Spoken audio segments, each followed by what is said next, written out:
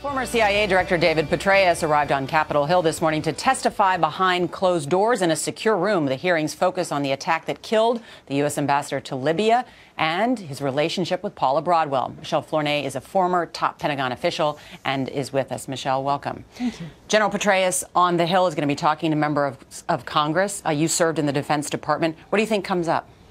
I think, first of all, they're going to ask him whether we had any prior warning or intelligence that the attack was going to occur.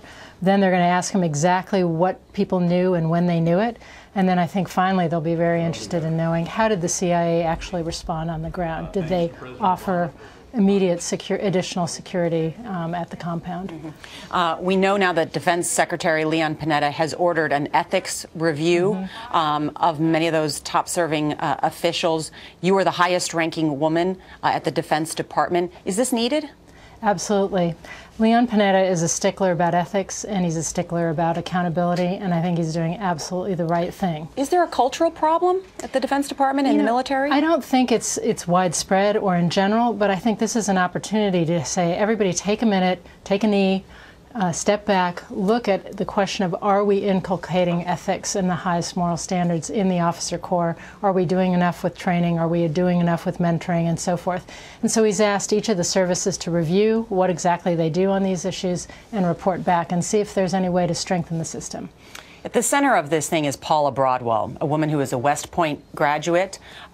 She was an Army reservist, had done a lot of intelligence, and yet she took 6 trips to Afghanistan as a reservist in trying to write this biography, and also flew out of Afghanistan with General Petraeus on his plane to a visit of European capitals.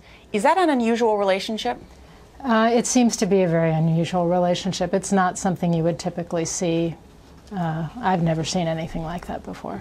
And so is that appropriate to be exchanging, that kind of communication between the two of them, even though she's writing a biography? I mean, what sort of alarm bells did it set off for you? Well, again, I don't think people knew the extent of the relationship, but I think the more that's come out, the question is, why wasn't this noticed when it was building to the point of just before they apparently started their affair? This has also ensnared the current top general in charge of Afghanistan, General Allen. Do you think he can survive to become the NATO leader? Look, I think we have to wait for that investigation to take its course. We don't know what the nature of the relationship is there. So I think we need to presume innocence until the investigation takes its course. And finally, your name has been mentioned on the short list for Defense Secretary in a second administration. Is that something you would consider? Well, I'm honored to be speculated about, but I am very happy where I am at the moment since leaving public service. So, all right. Well, Michele Flournoy, good to see you. Thank you for being here. We appreciate it.